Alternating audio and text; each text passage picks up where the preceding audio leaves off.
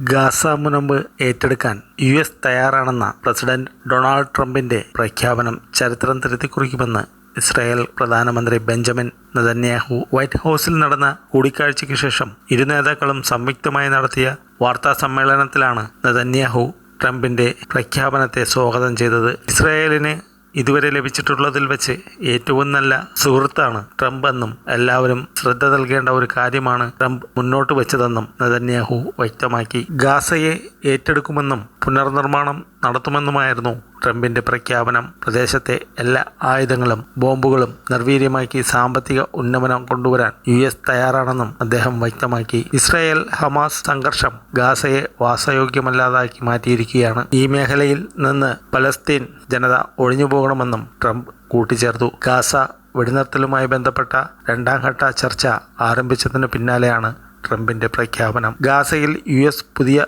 തൊഴിലുകളും ഭവനങ്ങളും ഉണ്ടാക്കും. മധ്യപൂർവ്വേഷ്യയുടെ കടൽ തീരം സുഖവാസ കേന്ദ്രമാക്കി ഗാസയെ മാറ്റിയെടുക്കും. ഇത് വെറുതെ പറയുന്നതല്ല. ഞാൻ ഈ ആശയം പങ്കുവച്ചപ്പോൾ എല്ലാവരും താല്പര്യം പ്രകടിപ്പിച്ചു. ഗാസയുടെ സുരക്ഷയ്ക്കായി US സൈനികരെ അവിടേക്ക് അയക്കേണ്ടി വന്നാൽ അതും ചെയ്യും, ട്രംപ് വ്യക്തമാക്കി. നിലവിലെ ഗാസയ്ക്ക് ഭാവിയില്ലെന്നും പലസ്തീൻ പൗരന്മാരെ ഈജിപ്ത്, ജോർദാൻ തുടങ്ങിയ രാജ്യങ്ങൾ സ്വീകരിക്കണമെന്നും ട്രംപ് ആവർത്തിച്ചു. ഗാസയുടെ പുനരധിവാസം നടപ്പിലാക്കേണ്ടത് അവിടെ ജീവിച്ചു മരിച്ചവരും യുദ്ധം ചെയ്തവരും അല്ലെന്നും ട്രംപ് വ്യക്തമാക്കി.